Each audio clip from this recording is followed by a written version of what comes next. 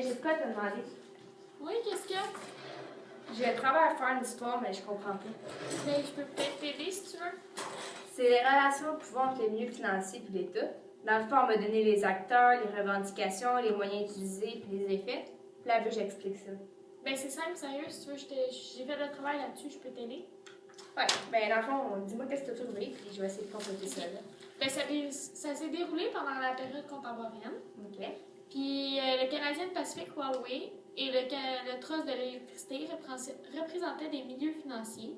Puis il avait fait des différentes revendications à l'État, comme pour obtenir des contrats, des subventions, des réductions d'impôts ou encore un allègement de la réglementation. OK. Puis des milieux d'affaires avaient choisi de constituer des lobbies. Des quoi? Des lobbies. C'est quoi ça? Dans le fond, des lobbies, c'est un groupe de pression qui devait influencer les décisions de l'État. Puis ce groupe avait fait des démarches comme des rencontres avec des décideurs pour tenter d'influencer John A. McDonald. OK. Ou autres représentants de l'État. Puis de nos jours, il y a une loi qui oblige les lobbies à s'enregistrer dans le registre des lobbies. Puis ce registre, il est public. Puis c'est ça. Peux-tu, genre, me donner un exemple de lobby? Ben, dans le fond, il y a... je n'ai un, c'est Michel Kelly-Gagnon. Ça fait pas très longtemps là, qu'il a été un lobby. Il est sur Internet, il est sur Google. C'est bon. Puis il y en a d'autres moyens qui ont été utilisés par les milieux financiers pour influencer l'État, comme en 1871, la Colombie-Britannique a fait son entrée dans la Fédération canadienne, ce qui a rendu nécessaire la construction d'un chemin de fer. Pour obtenir le contrat, Hugh Allen, le prometteur, avait versé 350 000 $ pour la campagne électorale du parti au pouvoir, qui est le Parti conservateur, qui était dirigé par John Alexander MacDonald. C'est ce financement qui a accéléré la chute du gouvernement lorsque le scandale a éclaté au grand jour. On surnomme celui-ci le scandale du Pacifique. Plus tard dans l'histoire, le Canadian Pacific Railway serait constitué pour terminer la construction du chemin de fer. Puis l'entreprise qui avait obtenu le contrat a reçu plusieurs privilèges du gouvernement, par exemple des concessions de terre, des subventions, des allègements fiscaux, etc. Puis le financement des partis politiques est aussi un moyen utilisé par les milieux d'affaires. Puis à cette époque, pour obtenir des contrats du gouvernement, une entreprise devait contribuer à la caisse électorale de l'Union nationale. Puis cette pratique a été interdite par René Lévesque lorsqu'il a adopté la loi sur le financement des partis politiques en 1977. C'est quoi cette loi-là, dans le fond? Bien, cette loi-là ne permet donc plus aux entreprises de contribuer aux caisses électorales des partis politiques, mais il semblerait qu'elle était parfois contournée ou appliquée avec peu de rigueur par certains élus ou certains employés de l'État. Puis à certains moments, dans l'histoire du Québec, l'État va se remettre en question sur les privilèges accordés aux milieux financiers. Par exemple, dans les années 1930, l'Action libérale nationale d'un nouveau parti politique va critiquer les monopoles des trosses de l'électricité.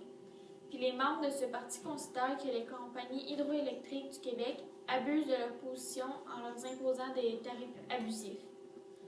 Puis ce sont ces politiciens qui sont les précurseurs de la nationalisation de l'électricité. C'est fait en 2 étapes. Premièrement, le gouvernement Godbout va créer Hydro-Québec en faisant l'acquisition d'une première compagnie hydroélectrique à Montréal. Puis dans les années 60, le gouvernement Lesage va achever la nationalisation de l'électricité en faisant l'acquisition de l'ensemble des compagnies hydroélectriques du Québec, malgré la réticence de certains acteurs du milieu financier. OK, puis c'est quoi la réticence? Ça veut dire quoi? La réticence, c'est l'attitude que quelqu'un hésite à dire ses opinions ou donner son accord. OK. Puis, cependant, avec la résolution tranquille, l'État voulait intervenir dans l'économie et il arrive qu'il devienne un partenaire des milieux financiers, d'affaires, pardon.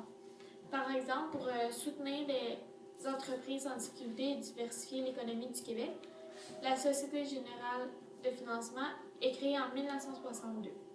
Puis celle-ci collabore avec les milieux financiers car les fonds qui sont investis proviennent à la fois des milieux financiers et de l'État. Puis une autre société d'État, la Caisse de dépôt, qui a aussi été créée à cette époque, elle est d'abord mise sur pied pour gérer différents fonds du gouvernement comme celui de la Régie des rentes. La quoi? La Régie des rentes. Ça veut dire quoi, la Régie des rentes? Ben, dans le fond, c'est comme un fonds de pension.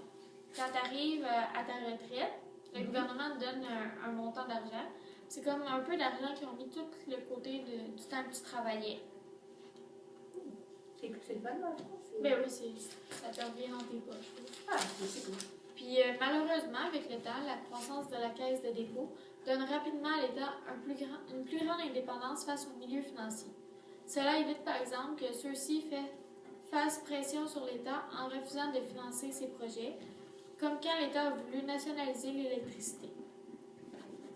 Les milieux financiers anglophones montréalais, en désaccord avec la nationalisation, avaient refusé de prêter les sommes nécessaires à l'État qui a dû aller à l'étranger pour emprunter l'argent dont ils avaient besoin pour compléter la nationalisation.